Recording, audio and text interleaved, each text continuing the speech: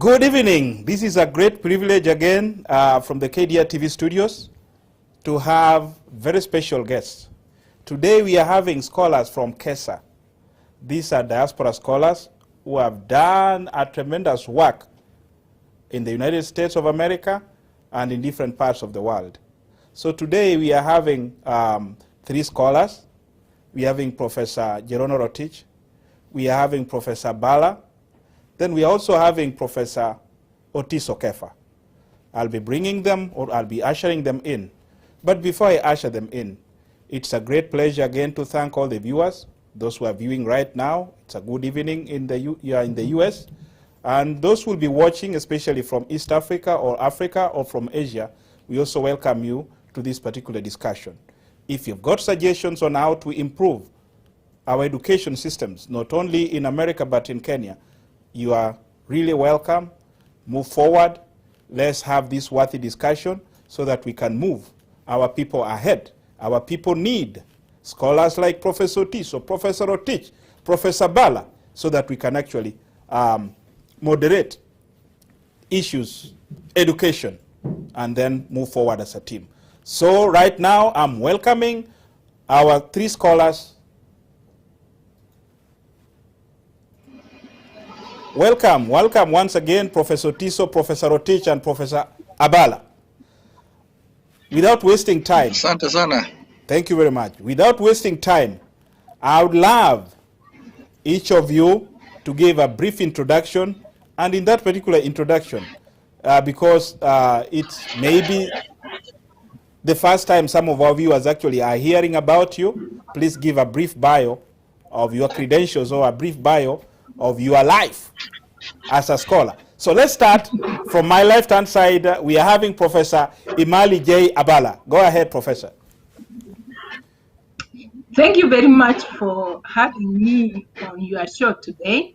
My name is Professor Abala, and I am a professor at Ohio Dominican University, which is in Columbus, Ohio. I teach literature, I teach composition, I teach creative writing, and I'm also a writer. I love to write poetry. I also like to write short stories and novels. So that's what I'm passionate about. And currently, I'm the chief editor for our Kenya Studies Review. Thank you very much, Professor Abala. Now let's move to Professor Jerono Rotich. Go ahead, Professor. Good evening, and wishing you all a happy Good Friday. Thank you so much, Engineer Mwere, and my colleagues, Professor Abala, Professor Otiso, for being with us this evening. As most of you know me, I am Jerono Rotich. I am a professor of kinesiology and at North Carolina Central University in Durham. I'm also the president of KESA. This is my second year serving as a president. And then I also do other things in the community. I serve in other capacities in the community where I studied the Kenya Students in Diaspora, KESA, that is the Kenya Students in Diaspora Foundation that is registered in North Carolina. But today we are really talking about KESA and what KESA does, and what KESA does with that organization is to mentor those students. We work very closely together. Thank you. Thank you very much. Now let's move straight to Professor Kefa Otiso. Yeah, Professor Kefa Otiso, thank you everyone for being with us this evening. I teach at Bowling Green State University. I'm a professor of geography. I'm also director of the Global Village here, as well as a graduate coordinator for my program, School of Earth, Environment and Society.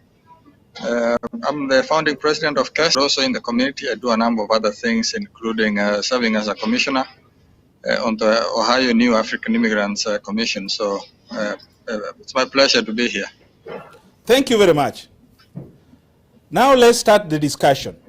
And I'm asking a very simple question, and that question is going to be answered by Professor Otiso.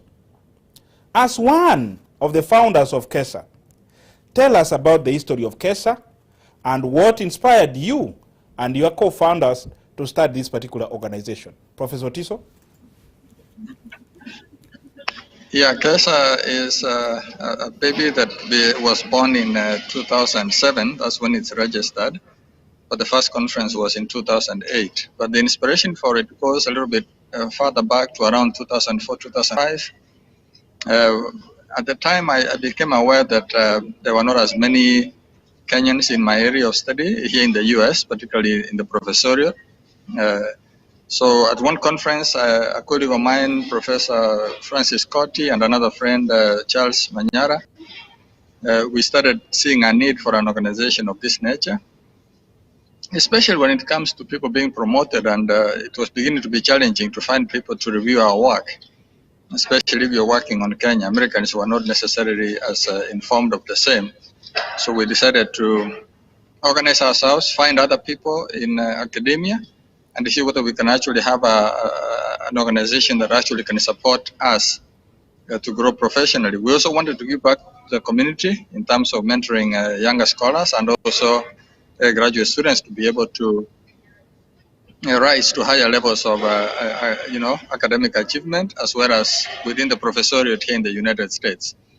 So then that began our conversation over email and talking and wondering whether anything would actually work. We started reaching out to a number of scholars here in the US.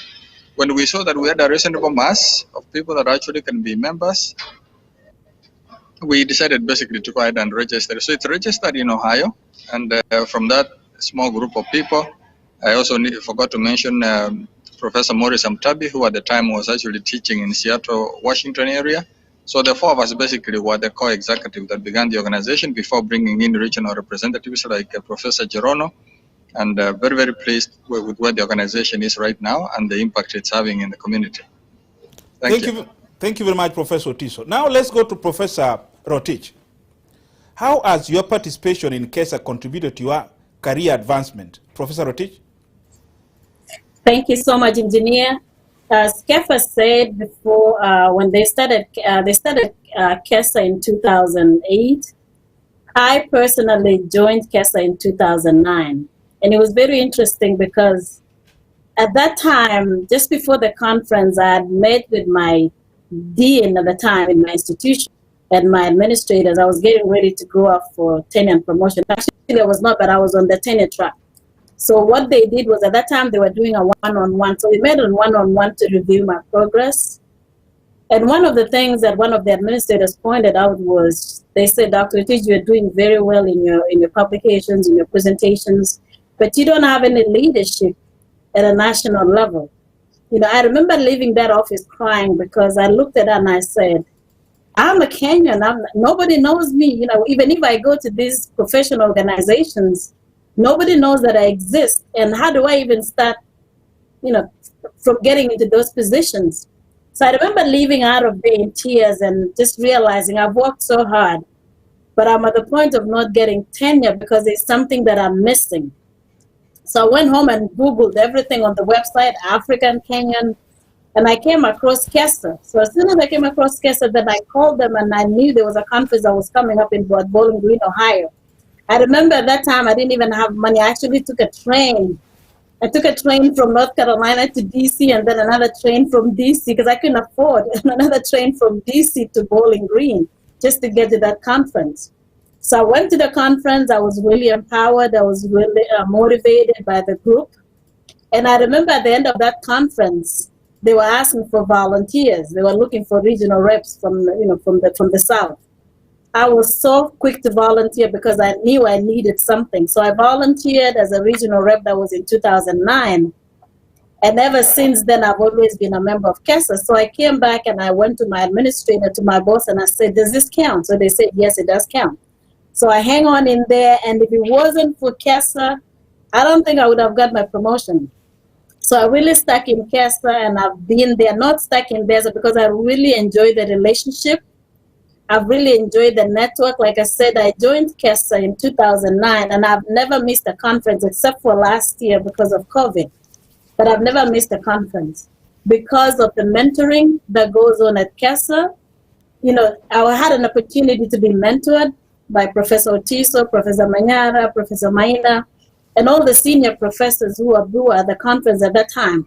They held my hand, and if I had any questions, I always asked them. Also, the networking was amazing because I felt like I was in a free atmosphere where I could ask questions, where I could ask for advice without fear of being judged. And I remember when I was going up for tenure, actually, Professor Otiso was the president at that time, gave me a recommendation letter to show that I was actually serving at a national level or serving at a professional organization at that point. Also through that in 2016, we were able to publish, we edited 2 books. Actually, I have the books right here. So if you look at that book, so we edited 2 books out of those conferences. So actually we edited, the first book was Kenya After 50, Reconfiguring Education, Gender and Policy. So I had a book chapter in that book, and then I also had another one on the second book that we co-edited with Michael Mwendwa, Dr. Gidenji, Dr. Mickey Mwansia, and myself. And those are from the conference presentation. So out of KESA, I've been able to get publications. We got 2 books. We got some journal publications, presentation. And again, the key thing was being able to serve at a professional organization and being mentored, and the networks that have gone a long way, where I came in as an assistant professor. And now you can look at me here. I'm the president.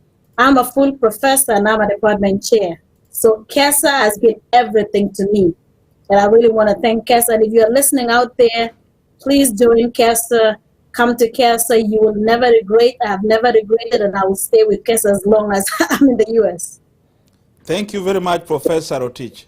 Now, before I actually bring in Professor Bala, Professor Tiso, there is a question for you, because we really need to have this as a chronological event for us really to understand how KESA, how we have had a journey of KESA, especially from the president. Now you are the president. Now Professor Rotich is the president. Now, before we actually ask a question, or we throw a question to Professor Bala, I want you, Professor Tiso, to tell us, or to tell the viewers exactly what are the objectives of KESA. The objectives of KESA are to promote research on Kenya and to promote scholarship among the young scholars that we have, and also to mentor younger scholars to be able to also rise and grow, especially graduate students. So, for example, if I give you an example, the first graduate students that joined the organization are now associate professors, and the assistant professors that joined at the time, like Professor Cherono Rotich, are now full professors. I myself was actually an assistant professor beginning to get ready to become an associate professor, and so even founding the organization actually helped a lot in terms of being able to help me to grow intellectually and also professionally.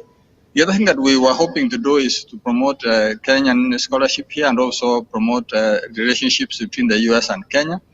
And through that scholarly relationships and the conferences, we've actually been able to do that. So, if I can give an example from the very first conference we had, the keynote speaker was actually the then U.S. Assistant Secretary of State for African Affairs, Dr. Jendai Fraser. And from that point on, we've always had a Kenyan ambassador come to the conference, and therefore you can see that the conference has actually grown to become an important organization in terms of building relationships between Kenya and the U.S. But the primary thing that we do is to promote research on Kenya, to host conferences that disseminate the same research, publish books and journals like Professor Rotich mentioned, and basically to mentor young people and make sure that when we leave the stage, we actually have a strong group of Kenyan scholars here in the U.S. Professor Rotich has the latest figures, but as of the time when I was stepping down as president, we had about roughly about 300 or so people. But I'm sure that the number has gone up. And remember, in an organization like this, the issue is not necessarily the numbers, but the impact. Scholars end up being very influential because we teach a lot of students, we mentor a lot of students. So really, for a small country like Kenya to have that many people in an organization like ours in the United States speaks to the kind of influence that we are developing. And hopefully, as an organization, as a community of Kenyan immigrants in the US, I'm sure that will continue to make an impact in this community, and as well as making an impact back home in Kenya.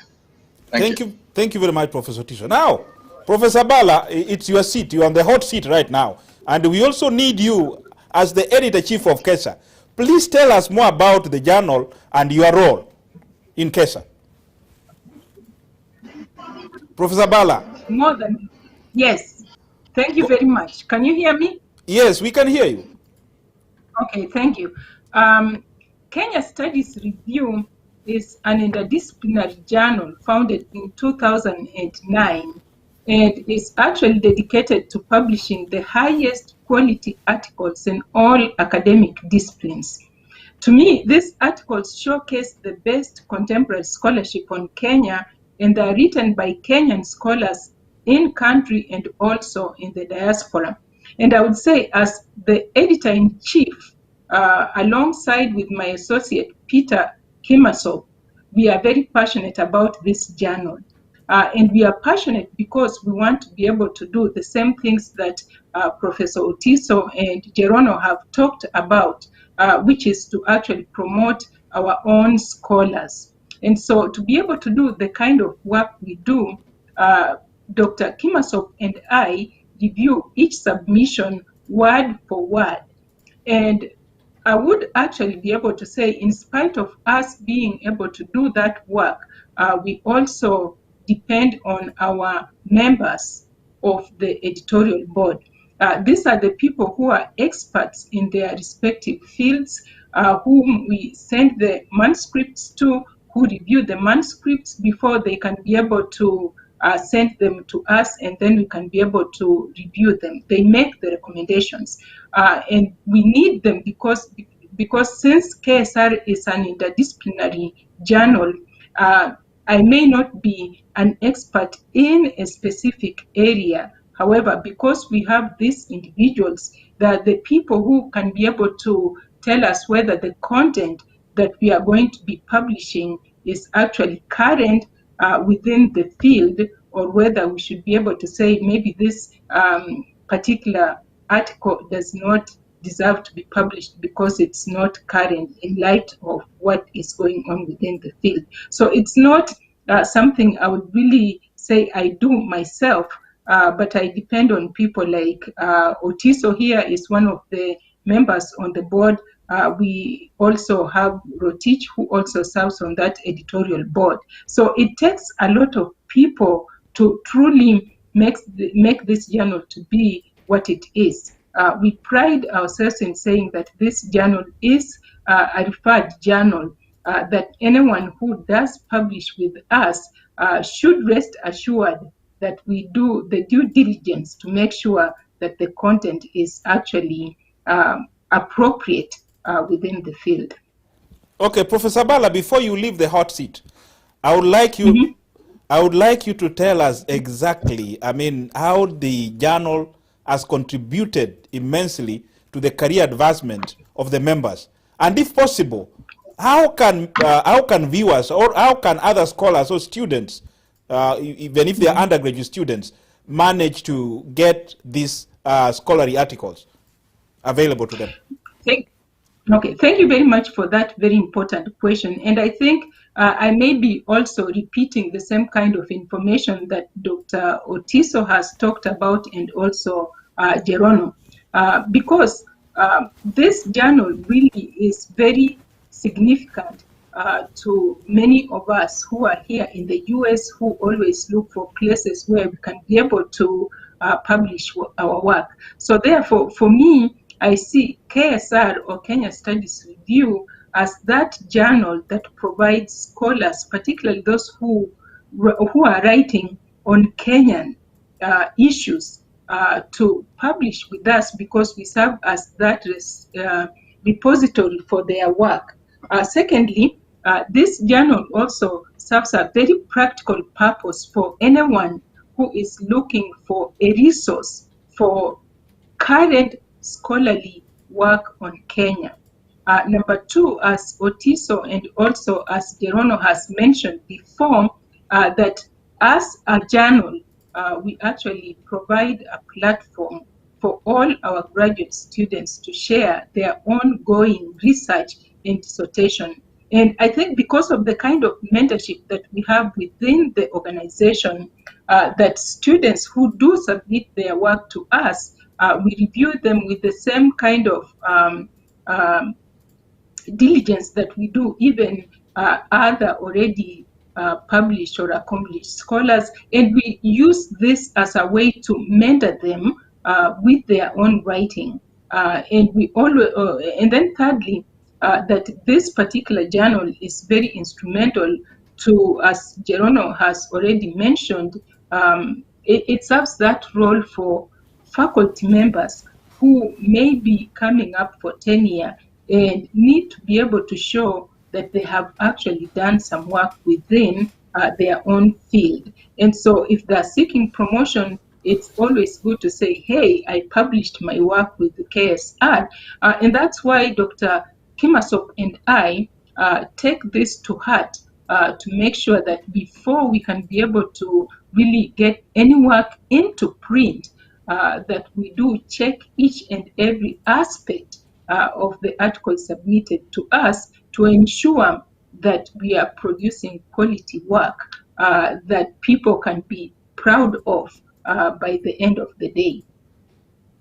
Yeah, thank you very much, Professor Abala. I didn't hear where somebody, or if you have a repository or a depository, whichever way you want to call it, where students or scholars can actually access this data or this journal. Where can we find it?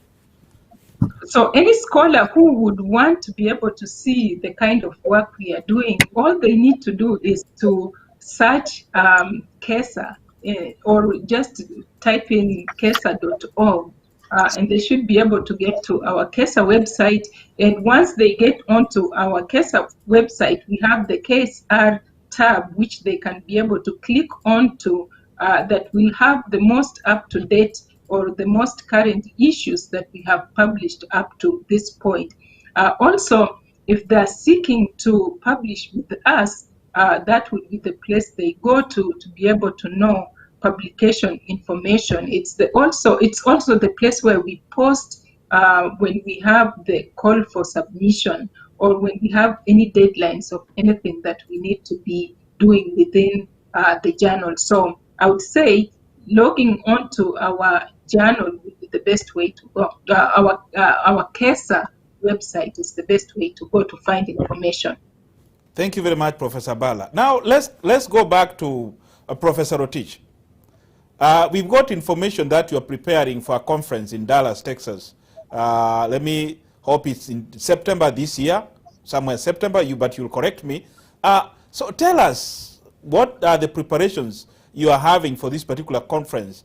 And how many people are you expecting to be coming to this particular conference? And how can someone like me, who is not a member, am I allowed, or can I register so that I can attend that conference, or it's basically exclusive or only for KESA, for KESA scholars? Go ahead, Professor Rotich. Engineer Mwiri, KESA is open to everybody. You know, if you realize that these days as we move forward, we as scholars, we work with the community. So it's not just exclusively for scholars, it's for all professionals. So all of us are professionals in their own ways. You're an engineer, you're most welcome. So this KESA, again, is for students, it's for professionals who do programs or who do services related to Kenya. And like my colleague, Dr. Abala, Professor Abala said, we encourage all of you to go to the website, to register, and to pay your membership. We are the cheapest organization that you've ever come across. We only ask for $50 for your membership. So moving forward with even the journal, you have to be a member. You know, eventually you'll be a member to access that.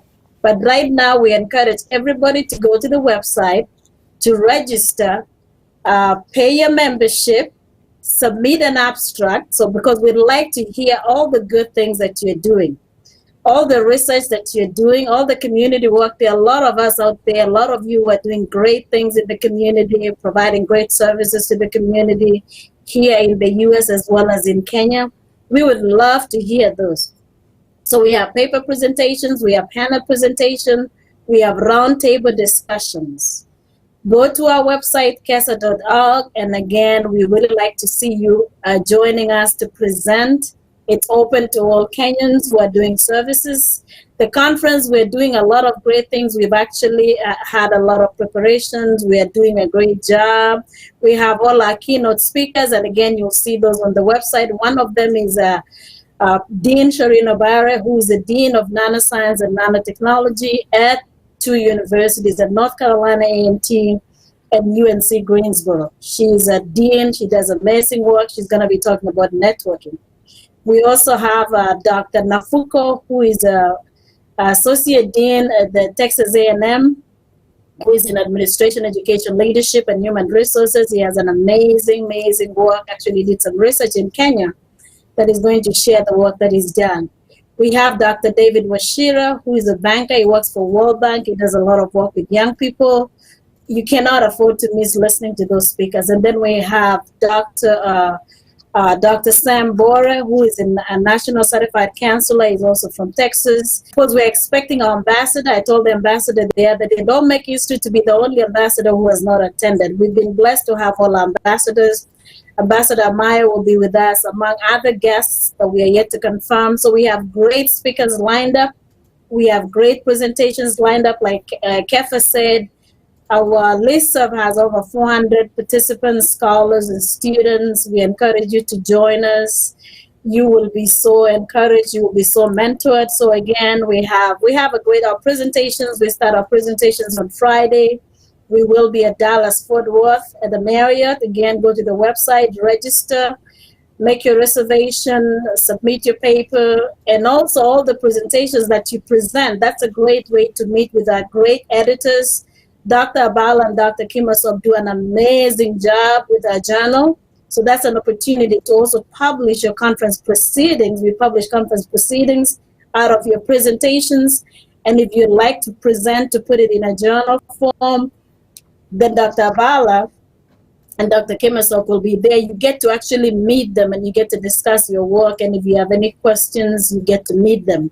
So Thursday, we come in Thursday in the evening, we have a meet and greet for new members. We like to welcome our new members. So on Thursday evening, we have a meet and greet with our new members. We're hoping, we actually have a committee from Dallas that is helping us there. We hope that they will welcome us. I think they promised us some boozy there. Friday, we have conferences all day.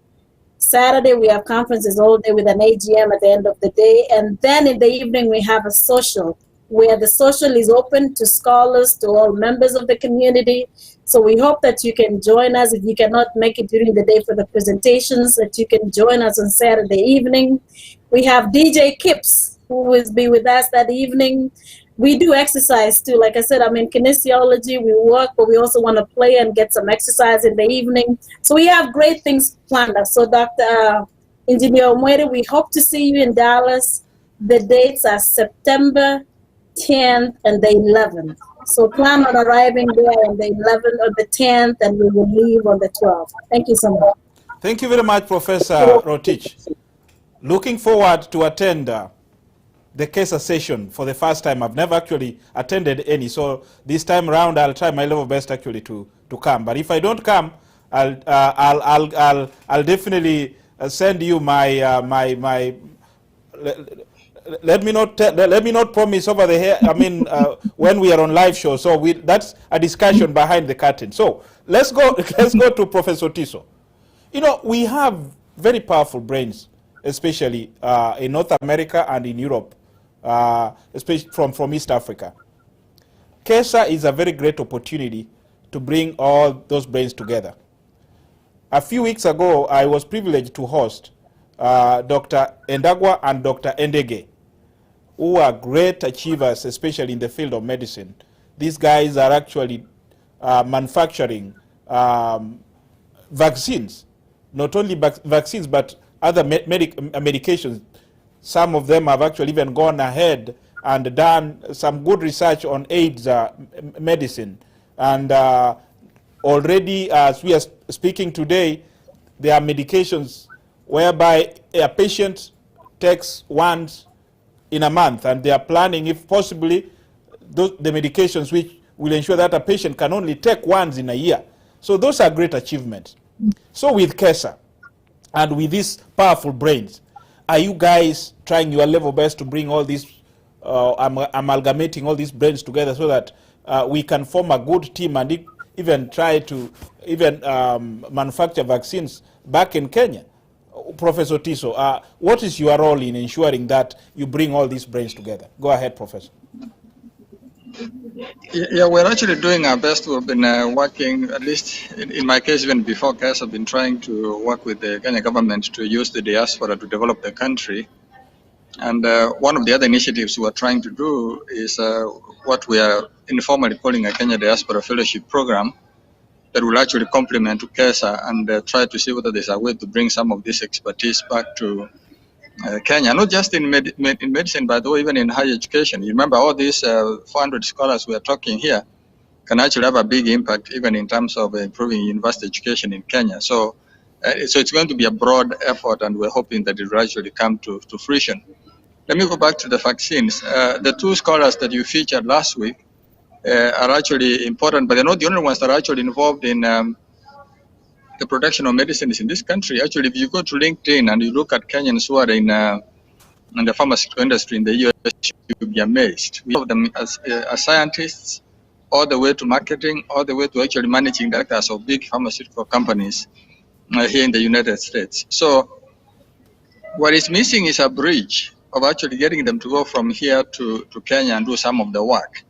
And of course, as a country, we need to ask ourselves why it is that actually we are sending so much of our brains outside of the country. The reason is we don't have a good environment in Kenya to take advantage of these resources. But it's okay. I mean, now that we're here, you know, sometimes you need to get out of the country to be able to be accepted. And history shows that when people have been out of the country for a while, they end up actually being respected. You know, even the Bible says a prophet is not without honor except in his homeland.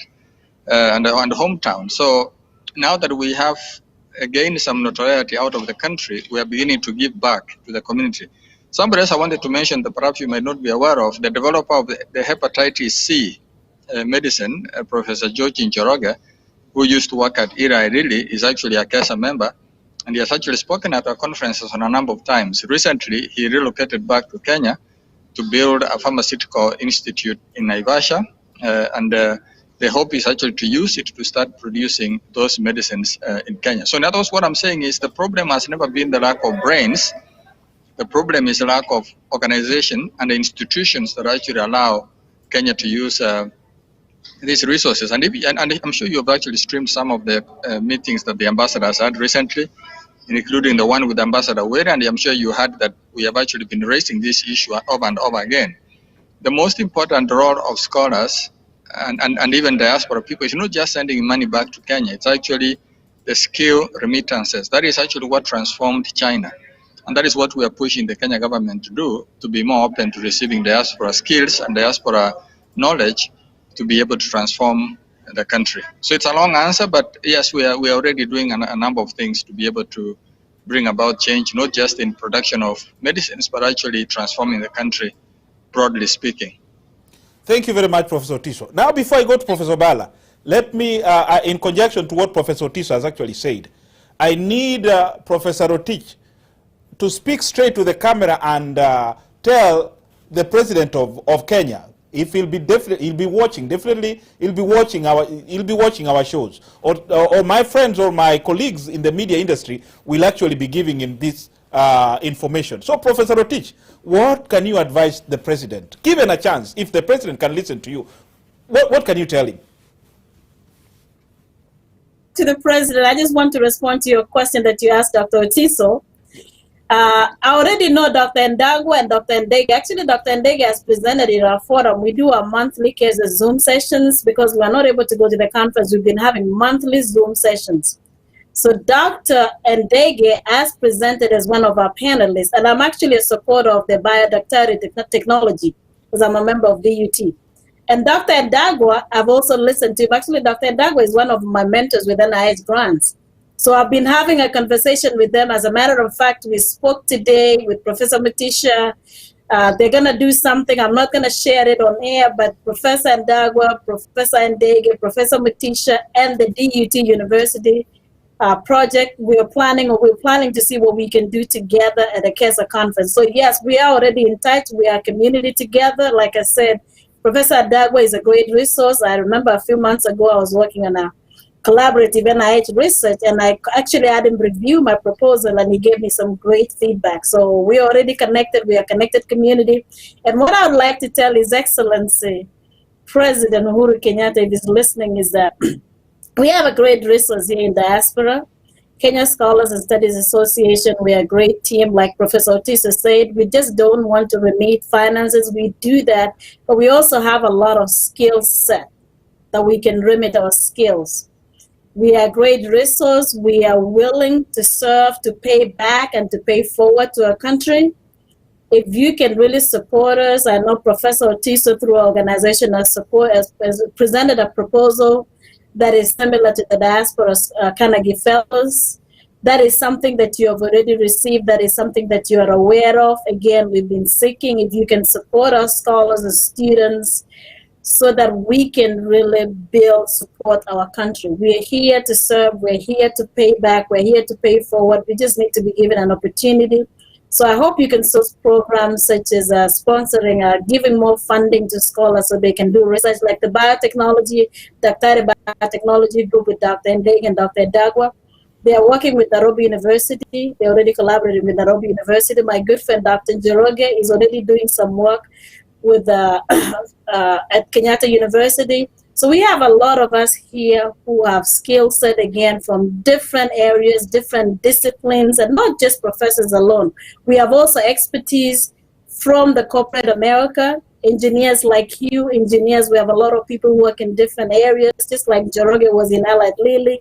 So we have a lot of expertise in our community, and I really hope that you as a Kenyan government would think about or would rethink and take advantage of the resources that we would like to offer. We are not interested in politics. Some of us are not. We just want to support our country.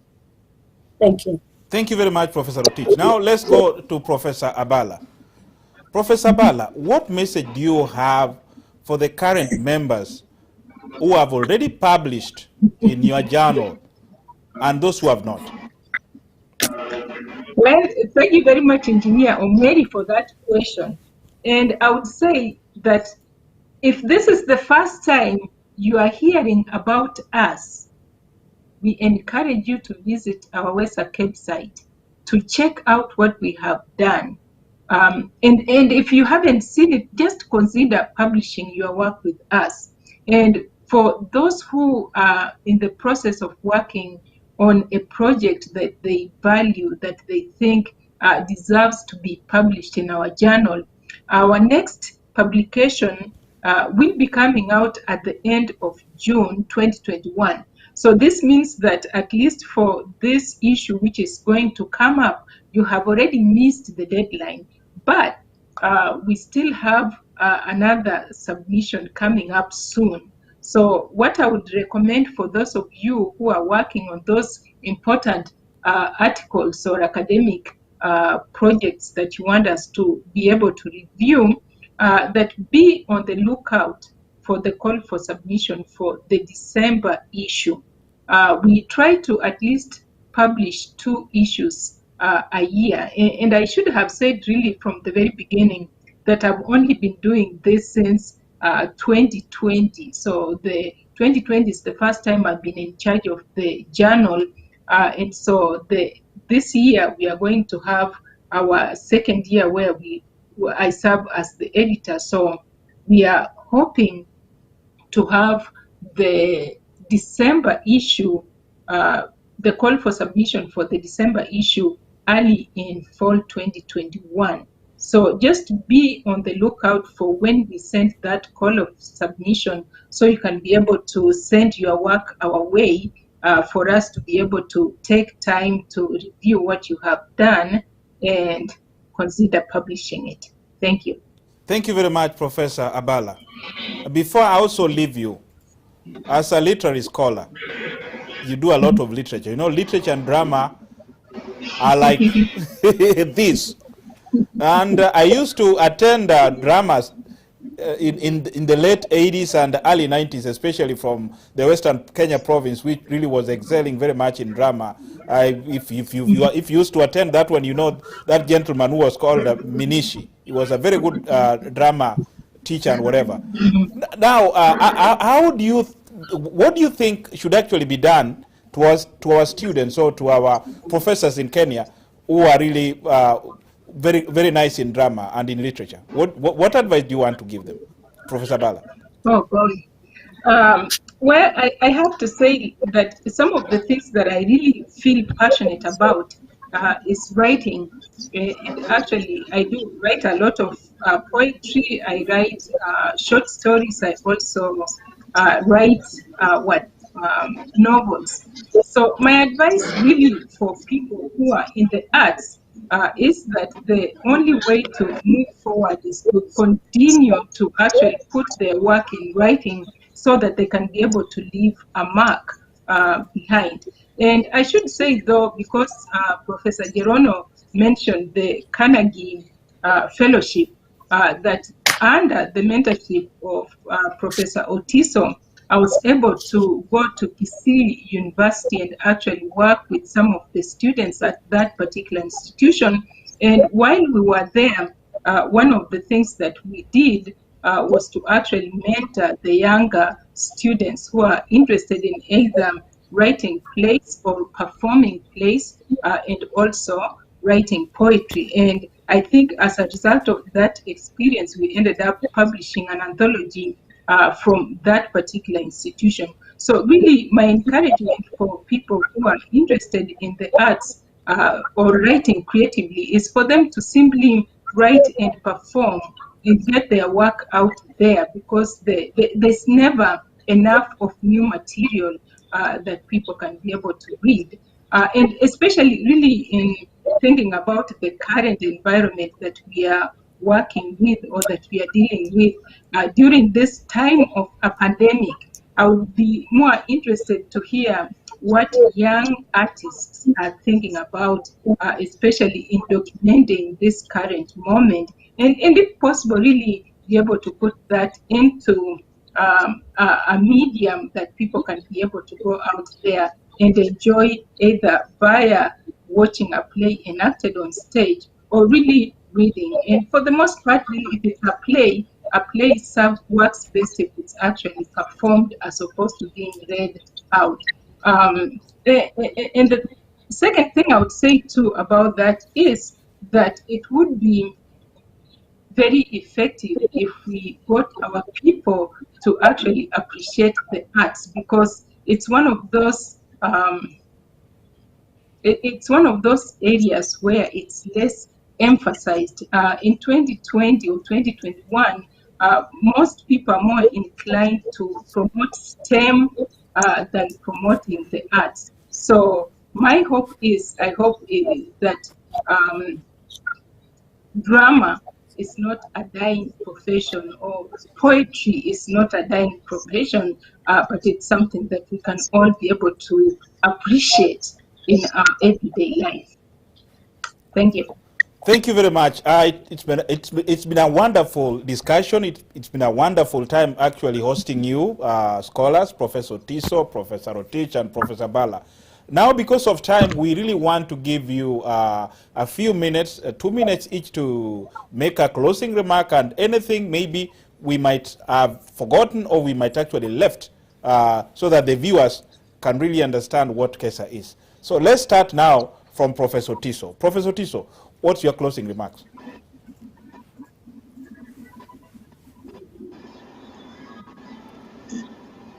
Yeah, there was a second I didn't hear whether you were talking to me. It got cut out.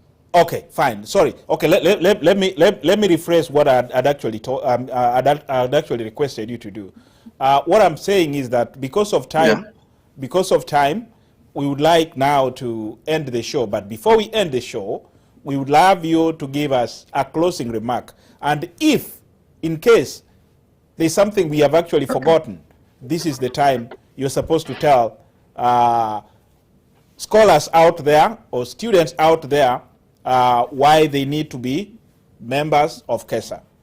Go ahead, Professor Tiso. Yeah, thank you. I know that Otich will do a much better job of that. I'm a retired president, so what I can say though is KESA KESA is one of the organizations that is actually one of the strongest in the country in the area of scholarship. That inspired your student, you're a graduate student, you're a young scholar, you have a PhD, you don't necessarily do KESA, and will help them to grow as well.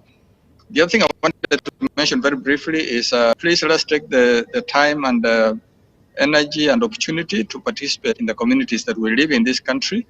Remember that KESA is registered in the US, and actually most of the work we're doing, we do it in United. The reason for that is that as a diaspora community, we need to build our own institutions. As the teacher was saying, we don't always have access to the other organizations that are in this country. But if we build whether in politics, in business, in organizations of that nature, we'll actually be able to build our community. Let's be involved in the local schools where our children go. Let's be involved in politics. Let's make sure if we get elected, actually we can have an impact in this community. So really, KESA an opportunity to give back to the community. So all of us should actually be involved in one way or the other. Thank you. Thank you very much, Professor Tiso. Professor Bala, before we come to the president, because she's the one now to give us a closing remark, Professor Bala, what's your closing remark? Closing remark would be that because I would love to be able to see the KSR journal become the most preeminent journal on publishing Kenya scholarship in the world, I would really encourage all the scholars who are listening to us to consider submitting their work to our journal so we can be able to make it as strong as we want it to be, because I believe that together we can actually be able to move mountains. And I have faith in all the KESA scholars and those who have not really joined us to join hands with us to make KSR to be that journal that people can be able to go to each time they're looking for any current scholarship on Kenya. Thank you. Thank you very much, Professor Abala. Now, before we call it a night, let me encourage everybody out there to be part of the solution, to be part of the terrain, to be part of KESA so that we can move our countries forward. The other thing I would love to encourage our viewers out there is to ensure that they subscribe to our channel, give suggestions, give critique, so that we can move together as not as a community, not as a country, but as a continent. Thank you very much. Now it's time we want to usher in Professor Rotich to give our closing remark because she's the current president of KESA. Professor Rotich, this is your turn.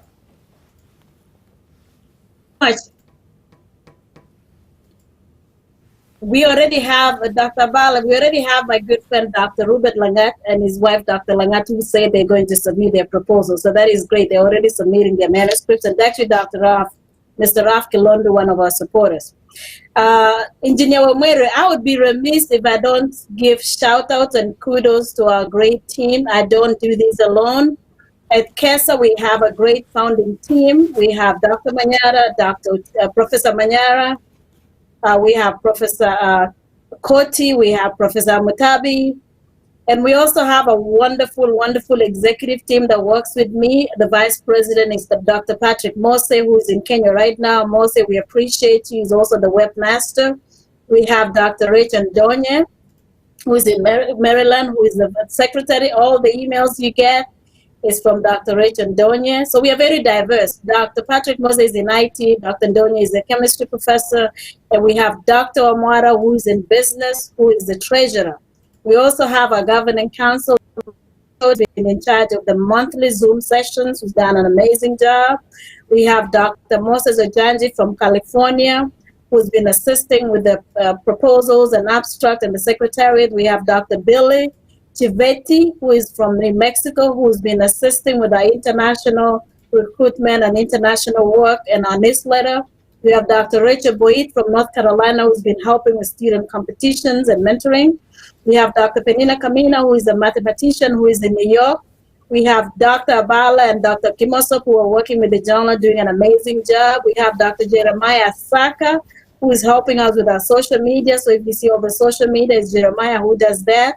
And we have our very own, my good friend, Dr. Elemelda Ongeri, who has really been helping with the grant writing, with membership and supporting. So again, kudos to our great team. We couldn't do it alone. Dr. Omwere, I forgot to say this. You know, because I came to CASA, I actually paid my help loan. You know, I came to CASA and I met this guy, Dr. Ringera. I was not planning on paying my loan, by the way. But when I met him and he convinced me, so I paid my help loan. So to those who are listening in Kenya, we paid back our loan, and I've actually recommended many people who have paid back their loans. So in closure, I want to say CASA is a great conference. CASA is a great community. Do not be left out. Join us at CASA. We are a great resource. We are great information. We learn a lot. We've learned a lot from one another. You get different information. You get different resources. It's a great opportunity to network and also to enhance your professional development. We have excellent opportunities to research, to work together. You can raise your profile. You can join committees. You can volunteer. And those are things that most of us need when we're going up for tenure and promotion. It's also an opportunity to build your career, professional development, mentoring. You can be a mentor or you can also be mentored. So for those of us who've already been mentored, so it's our time now to pay back, and we're mentoring students. You also get new perspectives of how different people are doing things, or different professionals are doing things, or collaborating. Like Kefa said, we are very key in collaborating with our community partners. Dr. Rafki Lobby is an example of people we've worked very closely with. And it's time to recharge. Honestly, it's a great time. It's like being away from home. To me, it's like going to Kenya for a weekend. So it's great time to recharge. You also get opportunities to learn about job prospects for those of you who are looking to grow.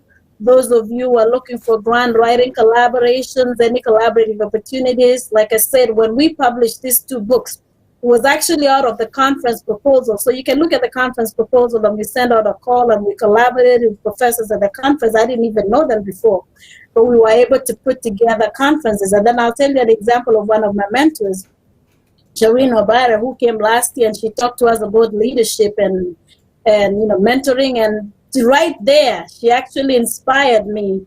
She's been my mentor ever since then, and she's the one who inspired me to apply for the leadership position. So anytime I have something, I run it by her. So she's a mentor. So I've gained mentors myself. I've gained friends. I've gained collaborators. And we look forward to seeing you in Dallas. Again, I cannot stop telling you about CASA, because personally, I have grown from CASA. And thank you so much, Engineer. We hope to see you, and we hope to see everybody else who's listening. Thank you to my team. Thank you to our advisory board, to our governing council, to our executive. We appreciate all of you. Thank you. Thank you very much. I can't thank you enough to have found an opportunity to come and tell the viewers about CASA. And I hope that if viewers will be having questions right now, because of time, we might not actually answer some of the questions. But next time, we'll definitely request you to come in and tell more about CASA to the viewers who will be watching or who are subscribers to our channel, KDR TV. So with that, we call it a night, and may God bless all of you.